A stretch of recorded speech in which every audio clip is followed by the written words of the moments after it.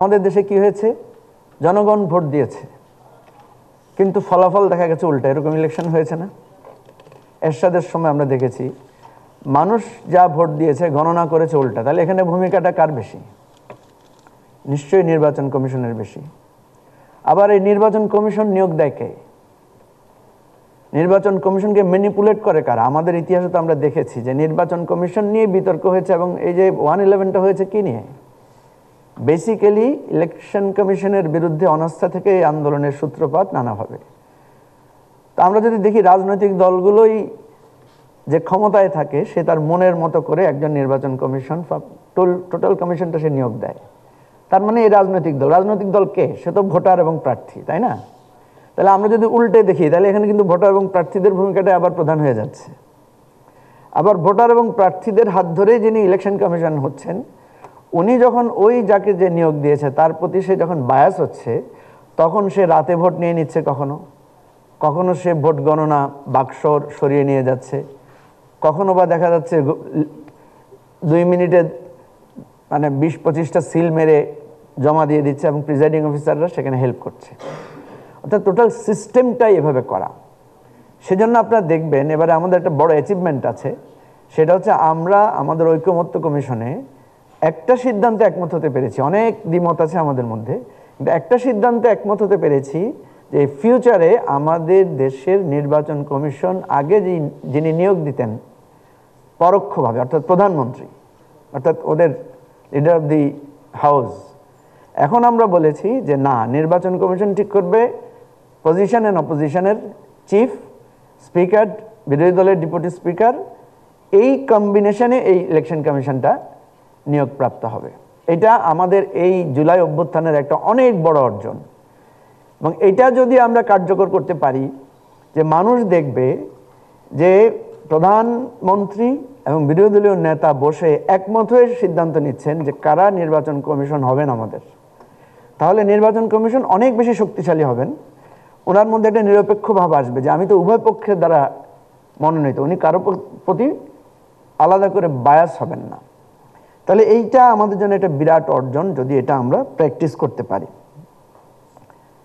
নির্বাচন কিভাবে ম্যানিপুলেটেড হয় আমি আমার একটা ব্যক্তিগত অভিজ্ঞতা বলি। সম্ভবত এটা 2001 সালের কথা। 2001 সালের নির্বাচন হচ্ছে, আমি একটা পর্যবেক্ষক হিসাবে একটা দায়িত্ব পেয়েছি একটা কেন্দ্রের। তো যারা খুব পাওয়ারফুল পর্যবেক্ষক থাকে তাদেরকে ফ্রি মুভ করার জন্য একটা কার্ড দেওয়া হয়, একটা গাড়ি দেওয়া হয়। তো আমি সেইভাবে একটা গাড়িও পেয়েছি মুভ করার জন্য। কারণ আপনারা জানেন 2001 সালের ইলেকশন ছিল খুবই সিরিয়াস ইলেকশন, আপনারা যেটা জন্য প্রশংসা করছেন সবাই, কিন্তু সেই নির্বাচনের একটা সূক্ষ্ম সমস্যা আমার চোখে ধরা পড়েছে। কিভাবে আমি সেটা বলছি। তা আমি যেহেতু পর্যবেক্ষক, আমি লিস্ট করলাম যে কোন কোন কেন্দ্রে থ্রেট আছে বেশি, কারণ সব কেন্দ্র তো পরিদর্শন করা সম্ভব না। তো সেই থ্রেটেনিং কেন্দ্রগুলো যেটা, যেমন আমি একটা কেন্দ্র চিহ্নিত করলাম, এটাতে মনে হচ্ছে যে ক পার্টি দুর্বল, খ পার্টি এটা দখল করে নিতে পারে। তো ফলে আমি প্রথমেই ওইটা ঠিক করলাম যে ওই কেন্দ্রটাতে আমি প্রথমে যাব। তো যখন আমি গাড়ি নিয়ে যাচ্ছি ওই কেন্দ্রে, তখন আমি দেখলাম দূর থেকে ওই কেন্দ্রে খুব মারামারি হচ্ছে, খুব গন্ডগোল, আওয়াজ, মানে চিৎকার চেঁচামেচি শোনা যাচ্ছে।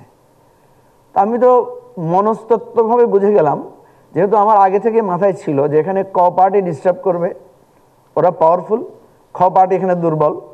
সুতরাং আমি গাড়ি ব্যাক করে বিডিআর, ওখানে পাশে এই বিডিআর ক্যাম্প ছিল, বিডিআর ক্যাম্পে আসলাম। এসে ওদেরকে রিপোর্ট করলাম আমার ওই ধারণা থেকে যে এই যে অমুক নাম্বার অমুক কেন্দ্রে খ পার্টির লোকেরা গন্ডগোল করছে এবং ক পার্টির লোকদের পরে খুব মারধর করছে, আমি দেখে এসেছি, স্যার আপনারা একটু মুভ করেন। তো বিডিআর লোকেরা বললো যে স্যার আমাদের তো এখন গাড়ি নাই, একটু ওয়েট করতে হবে। আমি বললাম যে আপনি আমার গাড়িতে উঠেন, অসুবিধা নেই। তখন তারা আমার গাড়িতে 7-8 জন উঠলো, যেহেতু বড় গাড়ি ছিল। পরে আরেকটা তাদের একটা গাড়ি নিয়ে তারা 15-20 জন আমার সাথে রওনা দিল, এবং দেখলাম গাড়িতে বসে তারা একদম রাইফেল লোড করে ফেললো। তো আমরা যখন স্পটে পৌঁছার আগে দেখলাম অন্য পক্ষে এসে রাস্তা ব্যারিকেড দিয়েছে। তো দেখলাম এখানে আসলে আমি যে ধারণা করেছিলাম সেটা না, উল্টাটা ঘটেছে। অর্থাৎ খ পার্টির লোকেরা যেহেতু এখানে দুর্বল, ওরা বাইরে থেকে এসে এই কেন্দ্র আক্রমণ করে কেন্দ্রটা দখল করে ক পার্টিকে, মানে যে পাওয়ারফুল, ওদেরকে বের করে দিয়েছে। তো বিডিআর কাছে এসে ওই ভোটার মানে কেন্দ্রে যারা ছিলেন এজেন্ট স্যার তারা এসে বলছেন যে স্যার আমাদেরকে আসেন আপনারা, খ পার্টির লোকেরা আমাদের এই কেন্দ্রটা দখল করে ফেলেছে। যখনই বলছে খ পার্টি দখল করেছে, প্রথমে আমি বিডিআরদেরকে যে অ্যাগ্রেসিভ মোডে দেখলাম, তখন দেখলাম তারা একটু চুপসে গেছে, তারা আর আগায় না, তারা এখান থেকে হুইসেল দেওয়া শুরু করেছে, হুইসেল বাজানো শুরু করেছে। আমি চোখের সামনে দেখলাম যে একটু আগে তার যে মনোভাব ছিল, কারণ তার ওই যে আমার মনস্তত্ত্ব আমি বলেছি অমুক দল অ্যাটাক করেছে, তার অবস্থানটা ছিল ওই পার্টিকে দমন করার। কিন্তু যখন সে শুনেছে অপোজিট পক্ষ গ্রহণ করেছে, তার হয়তো ইনস্ট্রাকশন ছিল বা মনোজগতে ছিল যে এই পার্টিকে বেশি ডিস্টার্ব করা যাবে না, ফলে সে ওই রাইফেল আর নামিয়ে সে হুইসেল দেওয়া শুরু করেছে যাতে তারা কি হয়ে যেতে পারে, কেন্দ্র থেকে সরে যেতে পারে। তার মানে হচ্ছে যে আমাদের ইলেকশনে অলওয়েজ মানুষের বা প্রশাসনের একটা মনস্তত্ত্ব কাজ করে যে নেক্সট টাইমে কারা গভর্নমেন্টে আসতে পারে, সে নেক্সট টাইমে যারা গভর্নমেন্টে আসতে পারে তাদের বিরুদ্ধে সে কোনো সংঘাতে যেতে চায় না।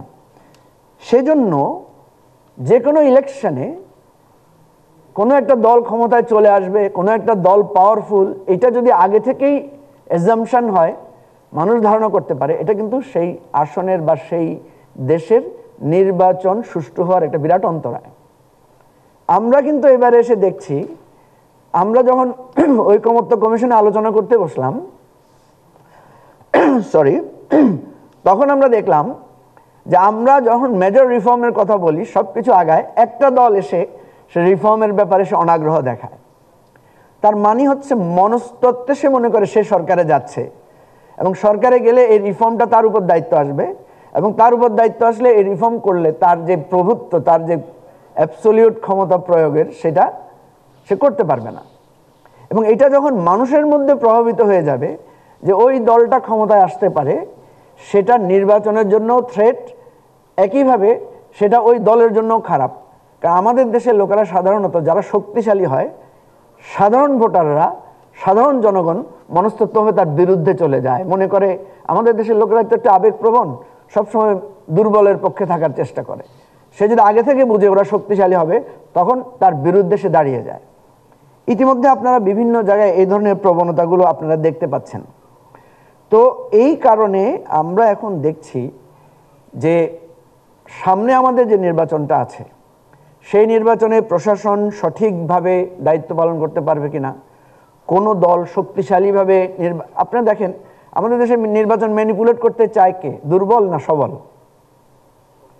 যার শক্তি বেশি সেই তো ম্যানিপুলেট করতে চায়, যার শক্তি আছে সেই তো দখল করতে চায়। তাহলে যে দুর্বল সে সব সময় কমপ্লেইন করবে, এবং যৌক্তিক ছাড়াও সে সবসময় কমপ্লেইন করবে যে ইলেকশনের কোনো ভালো পরিবেশ নাই। ইতিমধ্যে আপনারা দেখেছেন বেশ কয়েকটা ঘটনা আমরা দেখেছি যেখানে সবল দল দুর্বলের উপর আক্রমণ করছে, সবল দল দুর্বলকে বাধাগ্রস্ত করছে।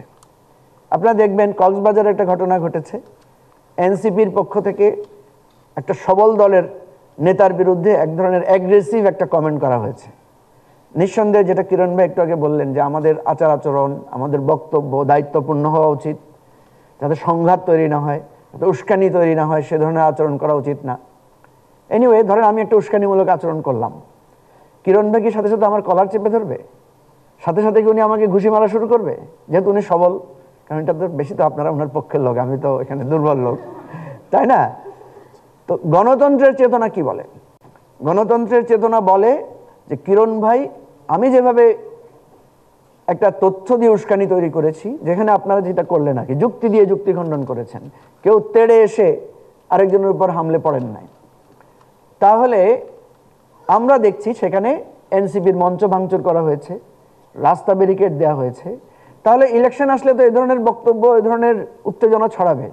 উত্তেজনা ছড়ালে একজনে যদি আরেকজনের মঞ্চ ভাঙচুর করে, একজনের নির্বাচনী কেন্দ্র জ্বালিয়ে দেয়, তাহলে কি নির্বাচন সুষ্ঠু হবে?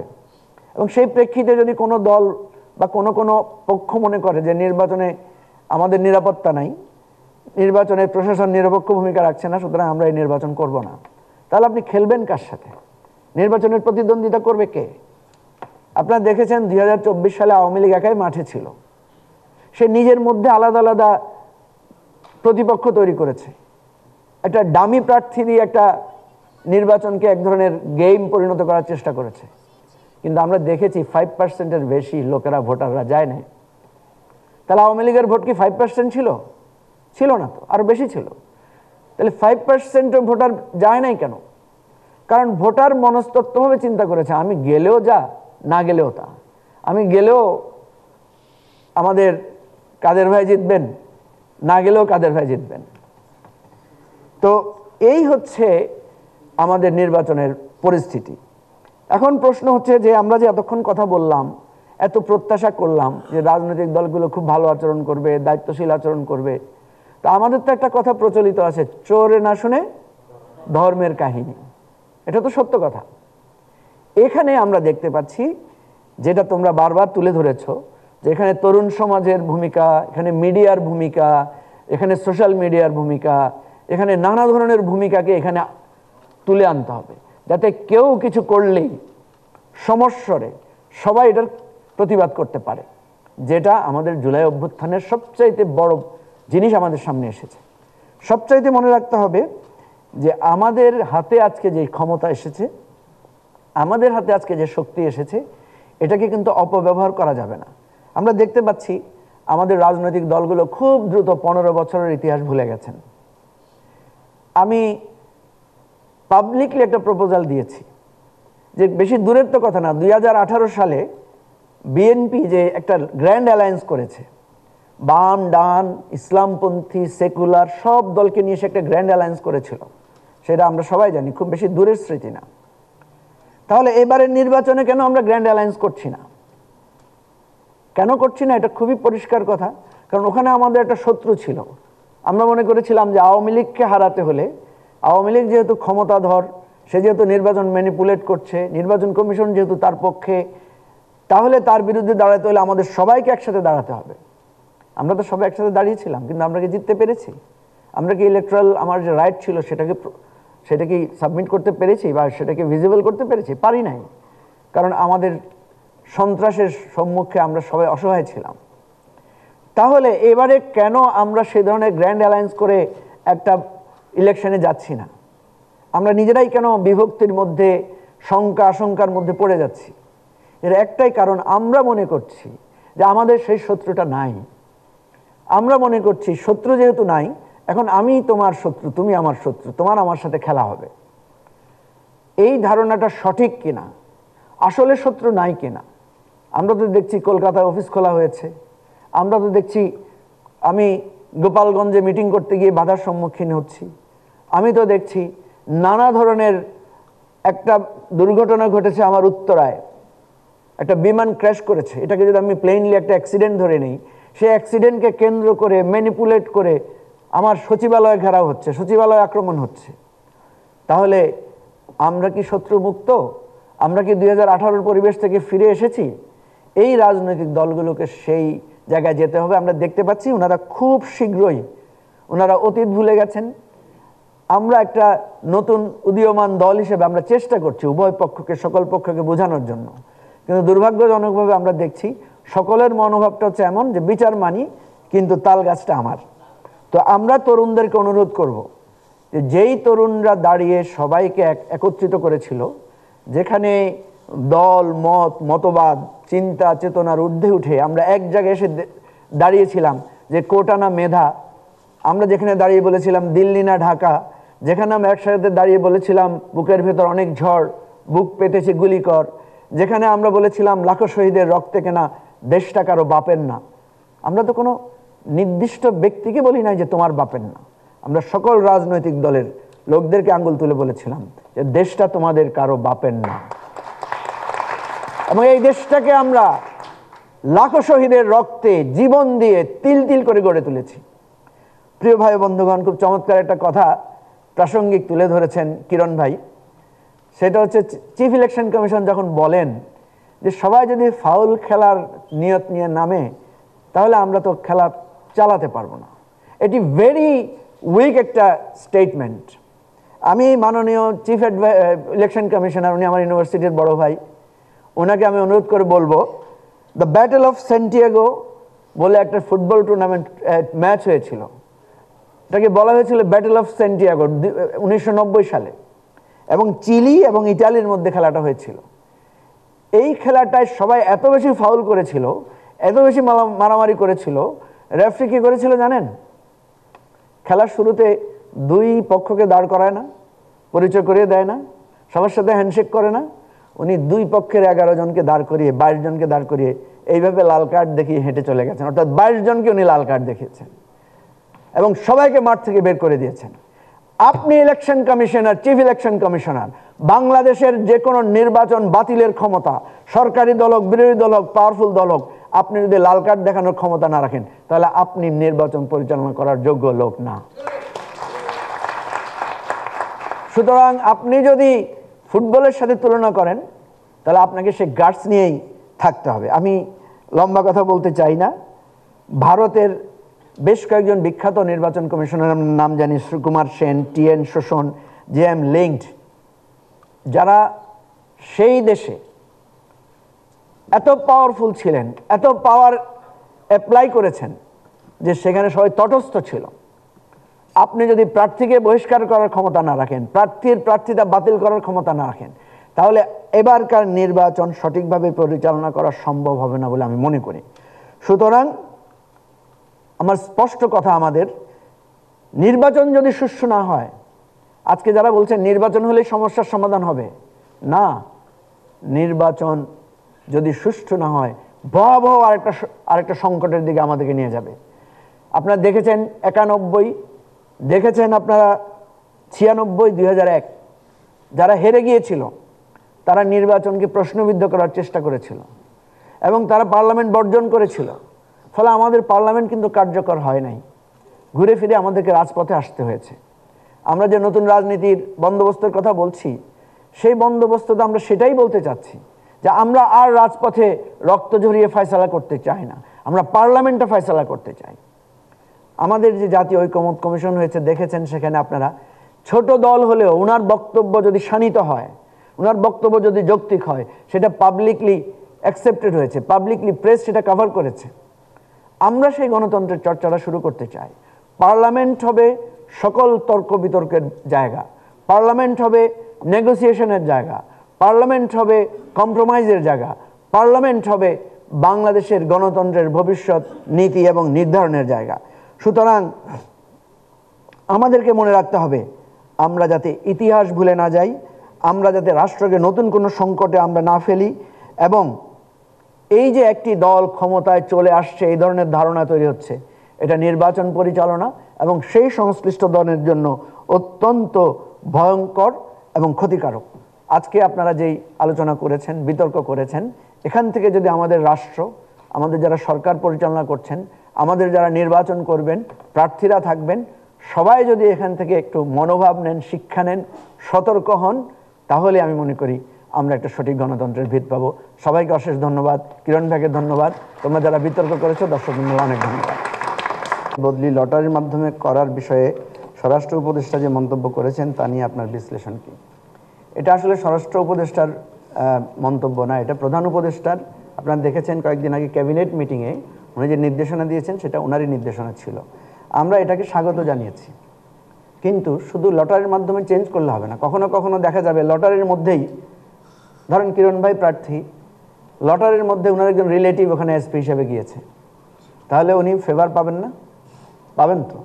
সেক্ষেত্রে লটারির পরও একটা মূল্যায়ন লাগবে, কমপ্লেইন যদি থাকে কারো বিরুদ্ধে সেটাকে দেখতে হবে। তবে এটা কম্পারেটিভলি বেটার, কারণ আমরা দেখি নির্বাচনের ম্যানিপুলেশনটার শুরুটা হয় প্রার্থীরা তার পছন্দসই এসপি, ডিসি, ওসি, ইএনও বদলি করার জন্য তদবির শুরু করেন। তো যখন এটা থাকবে যে লটারির মাধ্যমে হবে, তখন এই তদবিরটা থেকে আমাদের প্রশাসন কিছুটা রক্ষা পাবে। ইতিমধ্যে আমরা দেখছি অনেকে তদবির শুরু করেছেন। সুতরাং এই ঘোষণাটা আসার কারণে তদবিরের জায়গাটা হয়তো কমবে, বা একেবারেই সব সমাধান হয়ে যাবে আমরা মনে করছি না, কিছুটা হলেও এই জায়গায় একটা মানে সহজ, আগের চাইতে একটু বেটার হতে পারে, এটা আমার ধারণা। ত্রয়োদশ জাতীয় সংসদ নির্বাচনে লেভেল প্লেয়িং ফিল্ড বজায় থাকবে কি না, এটা আমি আমার বক্তব্যে কিছুটা বলার চেষ্টা করেছি। এই সরকার যেহেতু আমরা আপাত দৃষ্টিতে দেখতে পাচ্ছি এরা কম্পারেটিভলি নিরপেক্ষ, এবং কোনো কোনো ক্ষেত্রে আমরা মনে করছি যে তারা নির্দলীয় বা কখনো হয়তো বলতে পারেন সর্বদলীয়। যদিও আমাদের সিপিডি তো বলেছে না, সিপিডি বলেছে যে এই সরকার একটা মানে কিংস পার্টিকে প্রমোট করছে, এই ধরনের অভিযোগ আছে। আমরা কিন্তু দেখছি যে সরকার যখন যাকে যেদিকে চাপে পড়ছে সে অন্যদিকেই সে টার্ন করছে। সরকারের ভিত্তি নৈতিক জায়গাটা আমরা কিছুটা দুর্বলতা দেখতে পাচ্ছি। সুতরাং অবশ্যই নির্বাচনে লেভেল প্লেইং ফিল্ড বজায় রাখতে হবে। প্রধান উপদেষ্টার সাথে যখন আমাদের ব্যক্তিগত মিটিং হয়েছে, আমি ওনাকে ব্যক্তিগতভাবে বলেছি যে আপনি যদি মনে করেন যে নির্বাচন আপনি সুষ্ঠু করতে পারছেন না, লেভেল প্লেইং ফিল্ড আপনি দিতে পারছেন না, কারণ ওনার কথার মধ্যে আমরা কিছুটা হতাশা দেখেছি যে উনি মনে করছেন যে প্রশাসন, পুলিশ, আরও যারা মানে আইনশৃঙ্খলা পরিস্থিতির কাজে নিয়োজিত তারা অনেকেই ওনার কথা শুনছেন না। আমরা কিন্তু ওনাকে বলেছি তাহলে আপনি কুইট করেন, আপনি অন্য একটা অথরিটির হাতে নির্বাচন দিয়ে বরং আপনি বেরিয়ে এসে, আপনি যেহেতু পারছেন না, আপনি যেহেতু একটা সংস্কারের হাত দিতে চেয়েছেন, সেই জায়গায় সবার সহযোগিতা পাচ্ছেন না, এবং আপনাকে প্রশ্ন করা হয়েছে যে আপনার ম্যান্ডেট কি, সুতরাং আপনি বেরিয়ে এসে আসেন, আমরা আপনাকে সাথে নিয়ে ইলেকশন করি, আপনি ম্যান্ডেট চান জনগণের কাছে। আমরা যে সংস্কারটা চাই, সুষ্ঠু নির্বাচনটা চাই, সেটার জন্য আমরা ম্যান্ডেট চাই, আপনার নেতৃত্বে আমরা ম্যান্ডেটের জন্য জনগণের মুখোমুখি হই। তো এই জায়গাটায় লেভেল প্লেইং ফিল্ড যদি করা না যায়, আমি পার্সোনালি আমার ওপিনিয়ন থাকবে প্রফেসর ইউনূস এই ধরনের ইলেকশন যাতে উনি হ্যান্ডেল না করেন, কারণ এটা ওনার জীবনের জন্য একটা চিরস্থায়ী কলঙ্ক তৈরি হবে ওনার ক্যারিয়ার। শীর্ষ রাজনৈতিক দলের নেতাদের জুলাই সনদে স্বাক্ষর না করা নিয়ে কোনো আশঙ্কা দেখছেন কি না? জুলাই সনদে যদি স্বাক্ষর যদি কেউ না করে, তাহলে আমাদের যে অর্জনটা হয়েছে সেটাই ততটুকুই তো আমরা পাবো না। সেজন্য আমরা মনে করি যতটুকু আমরা পেয়েছি, যেমন ধরেন কিছু কিছু জায়গায় আমরা কিন্তু একমত হয়েছি, সেই জায়গাটাও যদি আমরা প্র্যাকটিস করতে পারি সেটা আমাদের জন্য, যেমন আমরা প্রধানমন্ত্রী ক্ষমতা, রাষ্ট্রপতিকে কিছু ক্ষমতা দেয়া, তারপরে আপনার উচ্চকক্ষের কিছু ক্ষমতা, এই ধরনের অনেকগুলো কাজ আমরা করেছি। অন্তত অন্যান্য নিয়োগের ব্যাপারে আমরা একটা কমিটি চিন্তা করেছি যেটা প্রধানমন্ত্রী এককভাবে আগে নিয়োগ দিতেন। তো এই জায়গাগুলো যদি কিছুটা হলেও বাস্তবায়ন করা যায় তাহলে সেটার মূল ভিত্তি কিন্তু জুলাই সনদ। সেই জন্য অনেকে এই কথা বলেছেন যে এটা না হলে সনদে স্বাক্ষর করব না। যেমন আমরাও নিজেরাও বলেছি যে যদি এই জুলাই সনদ বাস্তবায়নের নিশ্চয়তাটা আমাদের কাছে ক্লিয়ার না হয়, আমাদের কাছে বলতে আমরা জনগণের কথা বুঝিয়েছি, তাহলে কিন্তু জুলাই সনদে স্বাক্ষর করার কোনো মূল্য থাকে না। আপনার সাথে আমার একটা দলিল হয়েছে, আপনি আমাকে কখন হস্তান্তর করে দিবেন, আমি সব ক্লিয়ার হলাম, তারপরে তো আমি স্বাক্ষর করব, তাই না? দলিল হলো কিন্তু ক্লিয়ার না, কখন এটা বাস্তবায়ন হবে, জমি আমি কখন বুঝে পাবো, জমিতে আমার অধিকার কখন প্রতিষ্ঠিত হবে, তাইলে এই দলিল স্বাক্ষর করা আর না করা তো একই কথা। সেজন্য আমরা মনে করি এই জায়গাটায় সকলকে আন্তরিকতার ভূমিকা নিতে হবে। আর যেটা যদি কেউ আন্তরিক ভূমিকা না নেন সেটা কিন্তু আমরা পাবলিকলি ডিক্লেয়ার করে দেবো, এক্সপোজ করে দেব, তখন ক্ষমতাটা, নির্ণায়কের ভূমিকাটা জনগণের হাতে চলে যাবে। এবং এটাই আমাদের জুলাই রেভলিউশনের, এটাও কিন্তু একটা নতুন করে আমাদের একটা প্রাপ্তি। জাতীয় পার্টির মহাসচিব ব্যারিস্টার শামীম হায়দার পাটোয়ারি গতকাল বলেছেন নির্বাচনে সব দলের অংশগ্রহণ না হলে দেশে গৃহযুদ্ধ হতে পারে। আপনি ব্যারিস্টার শামীম হায়দার পাটোয়ারির এই মন্তব্যকে কিভাবে দেখছেন? নির্বাচনে সব দলের অংশগ্রহণ, এই কথাটার মধ্যে একটা মানে ব্যাখ্যা আছে। কোন দলের অংশগ্রহণ? সব দল বলতে আপনি কাকে বোঝাতে চাচ্ছেন? আমরা কিন্তু এবারে একটা সমস্যা দেখতে পাচ্ছি। কেউ কেউ বলছেন যে সব দল বলতে আওয়ামী লীগের যারা লেসপেন্সার ছিল তাদের কথাও বলা হচ্ছে। এখন আওয়ামী লীগের যারা লেসপেন্সার ছিল বা আওয়ামী লীগের যারা প্রার্থী ছিল, আমরা তো বেশিরভাগ লোকদেরকে দেখতে পাচ্ছি তারা গণহত্যার সাথে জড়িত। আমরা তো দেখতে পাচ্ছি তারা এই দেশ থেকে পালিয়ে গেছেন। আমরা তো দেখতে পাচ্ছি বাংলাদেশে অফিস না করে তারা কলকাতায় অফিস করছেন। তো তাদের তো বাংলাদেশে ইলেকশন করবেন কিভাবে? তাদের তো সামনে কলকাতায় ইলেকশন করতে হবে, বাংলাদেশে ইলেকশন করার তো তাদের আর কোনো স্কোপ নাই। ঠিক আছে, তারা যদি ইলেকশনে আসেন তখন জনরোষ যেটা হবে সেই দায়িত্ব এই প্রশাসন নিতে পারবে কিনা? কারণ আমরা দেখছি বিভিন্ন জায়গায়, আপনারা ছোট একটা কারণ দেখেন, ছাত্র দলের কমিটি হয়েছে ঢাকা বিশ্ববিদ্যালয়ে, এর আগে ছাত্র শিবিরের কমিটি হয়েছে বা ছাত্র শিবিরের কমিটি হয়েছে ঢাকা বিশ্ববিদ্যালয়ে। আমরা দেখছি এক দল আরেক দলের দিকে আঙ্গুল তুলছেন কি বলে, যে ওদের দলে কমিটিতে ফ্যাসিস্টের লোকেরা ঢুকেছে। ছাত্রলীগের কোন কমিটির কোন সদস্য ঢুকেছে সেটাকে পর্যন্ত ছাত্ররা রেসিস্ট করছে। তাহলে নির্বাচন করা তো পরের কথা, একটা কমিটিতে ঢুকতে পর্যন্ত জনগণ তাদেরকে এগ্রি করছে না।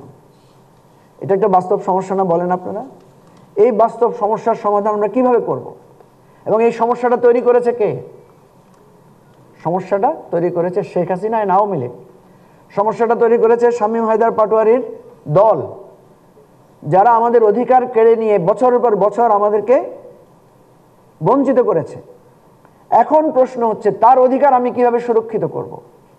তার অধিকার আমি তখনই সুরক্ষিত করতে পারবো যখন সে তার অপরাধের জন্য ক্ষমা চাইবে, যখন সে মানুষকে বলবে আমি আপনাদের উপর ভুল করে অত্যাচার করেছি বা অত্যাচার করে অপরাধ করেছি, আমাকে বিচারের সম্মুখীন করেন। আমরা বলি না যে একজন মানুষের বিরুদ্ধে যখন ওয়ারেন্ট হয় আমরা আদালতে গিয়ে আত্মসমর্পণ করি, তাই না?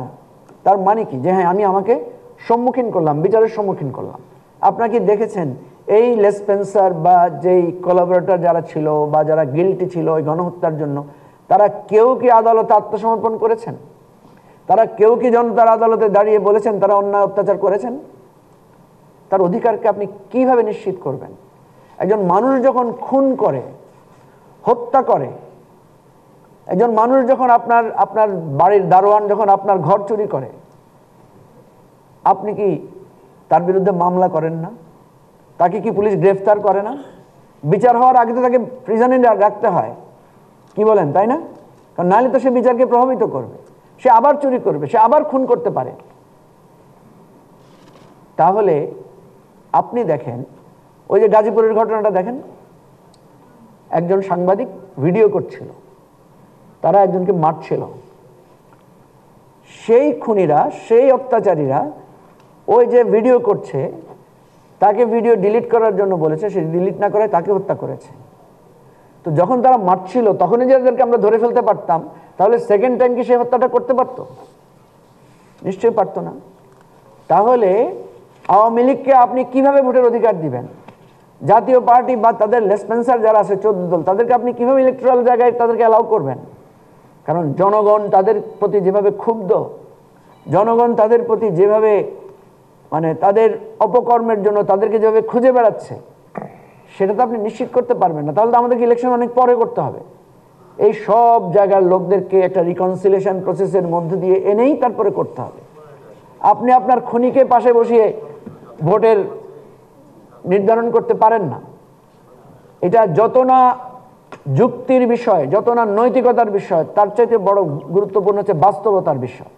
সুতরাং এই যে কথা যারা বলেন, শামীম হায়দার পাটোয়ারি বা এই ধরনের, উনি আমার খুব পছন্দের মানুষ যদিও, কিন্তু মনে রাখতে হবে যে যুক্তির জায়গায় পছন্দের লোকের গুরুত্ব নাই। সুতরাং যারা এগুলো বলছেন, এটা এক ধরনের হুমকি, এটা এক ধরনের ভয়ভীতি। আমরা এই জুজুর ভয়কে ইনশাল্লাহ পরোয়া করি না। কোনো ধরনের গৃহযুদ্ধের সমস্যা সম্ভাবনা নাই। আমাদের তরুণরা গ্রেটার জায়গায় ঐক্যবদ্ধ আছে। যেই ভুল করবে, নিজেরা ভুল করলেও আমরা দেখেছি তরুণরা তাদের বিরুদ্ধেও দাঁড়াচ্ছে, তাদের নিজের পক্ষের লোকেরা ভুল করলেও তারা সেখানে প্রতিবাদ করছে। সুতরাং এটা নতুন বাংলাদেশ, এটা আপনাদের আগের বাংলাদেশ না। সরি, একটু লম্বা হয়ে গেল। পিআর পদ্ধতিতে নির্বাচন করা না করার বিষয়টি এখনো নিষ্পত্তি হয়নি। আপনি নির্বাচন পদ্ধতি কেমন হওয়া উচিত বলে মনে করেন? খুবই গুরুত্বপূর্ণ প্রশ্ন এই সময়ের। আমাদের যেই ডেমোক্রেটিক সিস্টেমে বা পার্লামেন্টারি সিস্টেমে আমরা দেখি দুই ধরনের ভোট আছে। একটা হচ্ছে ফার্স্ট পাস দি পোস্ট, যেটা আমাদের এখানে প্রচলিত আছে। আসন কেন্দ্রিক ভোট হবে, যে বেশি ভোটে জিতবে সেই নির্বাচিত হবে। এটা আমরা ব্রিটেনে এই সিস্টেমটা প্রচলিত আছে। আমাদের দেশে গণতন্ত্র প্রপারলি কাজ না করার কারণে আমরা দেখছি এই সিস্টেমটা ফেল করে গেছে। প্রত্যেকটা আসনে একজন প্রার্থী দেখেন যে আমি যদি ওনার কাছ থেকে 100 ভোটও বেশি পাই বা 50 ভোটও বেশি পাই বা 3 ভোটও বেশি পাই, তাহলে আমি জিতে যাব। তখন সে চিন্তা করে যে কয়টা কেন্দ্র দখল করলে আমি জিততে পারবো। সে 5টা কেন্দ্র দখল করলে সে জিতে যায়। সে 2000 জাল ভোট দিলেই সে দেখে যে প্রতিপক্ষকে সে হারাতে পারে। ফলে এখানে একটা ইমোরাল কম্পিটিশন হয়। আমাদের রাজনৈতিক ব্যবস্থাটা এই কারণেই ক্ষতিগ্রস্ত হয়েছে। এর বিকল্প হিসেবে আমরা বলছি যে পিআর পদ্ধতিটা কম্পারেটিভলি বেটার। যে এখানে কোনো দল মনে করে না যে আমি এই আসনে যদি জিততে না পারে আমি শেষ। সে মনে করে এই আসনে যদি আমি কম ভোটও পাই তাহলে আমার দল ফাইনালে গিয়ে এটার একটা মূল্যায়ন পাবে। এবং আমাদের দেশের মানুষের একটা প্রবণতা আছে, বলে যে উনি তো জিতবে না, ওনার ভোট দিয়ে কি লাভ। তখন সে চিন্তা করে ভোটটা বিক্রি করে দিই, আমার প্রার্থী তো জিতবে না, সুতরাং ওই দুটোর মধ্যে কার থেকে কিছু বেশি পয়সা পাই তারে দিয়ে দিই। এই ধরনের প্র্যাকটিস আমাদের দেশে হয়। তো যখন এই পিআর পদ্ধতি হবে তখন প্রত্যেকটা ভোটার চিন্তা করবে আমার আসনে বা আমার এলাকায় আমার ভোটটা কম থাকতে পারে, কিন্তু অন্য এলাকায় আমার ভোট আছে, সুতরাং আমি দেই, আমার ভোটটা কাউন্ট হবে। এই মনস্তত্ত্বটা আমাদের ভোটারদের মধ্যে কাজ করবে। এটা কম্পারেটিভলি এই করাপশন থেকে, এই ম্যানিপুলেশন থেকে আমাদেরকে সেভ করবে। সেই জন্য আমরা মোটা দাগে পিআর পদ্ধতিকে এই প্রেক্ষাপটে, এই কনসিডারেশন আমরা সাপোর্ট করছি। কিন্তু এখানে একটা থ্রেট আছে। আমাদের দেশের যে বর্তমান ভোটিং বিহেভিয়ার আছে, আমরা দেখছি কোনো দল এককভাবে এখন পর্যন্ত হিস্ট্রিতে 40%-এর বেশি ভোট পায় না। ফলে পিআর পদ্ধতিতে কোনো একটা দল সে একক সংখ্যাগরিষ্ঠতা পাওয়ার সম্ভাবনা কম।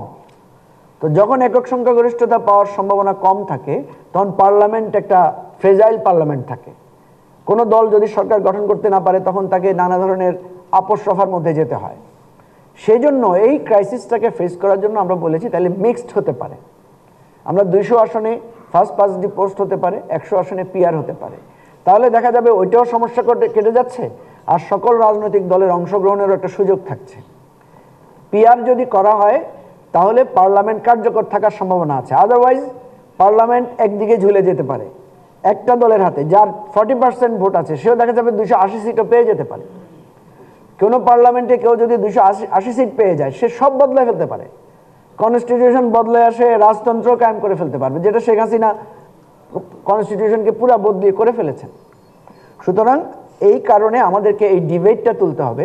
এটা কি এবারেই আমরা কার্যকর করব না সামনে করব, সেটা আমাদের নতুন করে আলোচনায় তুলতে হবে। কিন্তু আমরা মনে করি যে অন্ধভাবে কারো স্বার্থের পক্ষে এসে কোনো নির্বাচন পদ্ধতি সঠিক হওয়া না। এই জন্য আমরা দুই বিতর্কের মাঝখানে এসে বলছি একটা মিক্স সিস্টেম, এটা জার্মানিতে আছে, এটা টার্কিতে আছে, এটা পৃথিবীর বিভিন্ন উন্নত রাষ্ট্রে এই প্র্যাকটিসটা আছে। তাহলে মিক্স সিস্টেম যদি করি, PR and first past the post, তাহলে আমাদের ক্রাইসিসটা কেটে যাবে, থ্রেটটা কমে যাবে। লাস্ট অফ অল, আমার দলের ব্যাপারে প্রশ্ন করা হয়েছে যে এবি পার্টির সাথে অন্য কোনো দলের জোট বা নির্বাচনী সমঝোতা হওয়ার সম্ভাবনা আছে কিনা। হ্যাঁ, যতক্ষণ পর্যন্ত নির্বাচন কাছাকাছি না আসবে ততক্ষণ সব ধরনের সম্ভাবনাই আছে। আমরা এককভাবেও করতে পারি, আমরা কোনো জোটবদ্ধভাবেও করতে পারি। সেখানে আমাদের বিবেচনা থাকবে দুটো। প্রত্যেক রাজনৈতিক দল চায় ইলেকশনে জেতার জন্য, এটা একটা কর্মকৌশলের ব্যাপার। অবশ্যই আমরা চাইবো আমরা যাতে জিততে পারি। আবার যেন তেন করে জিতলে তো হবে না। আমার দলের একটা আদর্শ আছে, আমার দলের একটা পজিশন আছে, আমার দলের একটা ম্যানিফেস্টো আছে। আমরা বিবেচনা করব কার সাথে আমার ম্যানিফেস্টোটা কম্পারেটিভলি বেশি ম্যাচ করে, কার সাথে গেলে আমার দলেরও সম্মানও রক্ষা হয়, আমার ইমেজও রক্ষা হয়। সেরকম কোনো জোটের যদি আমরা আমাদের জন্য ফেভারেবল, সুইটেবল মনে করি, আমরা তাদের সাথে জোট করব। আদারওয়াইজ আমরা সকল আসনে প্রার্থী দেওয়ার জন্য আমরা চেষ্টা করছি, সেই প্রচেষ্টা আমাদের অব্যাহত।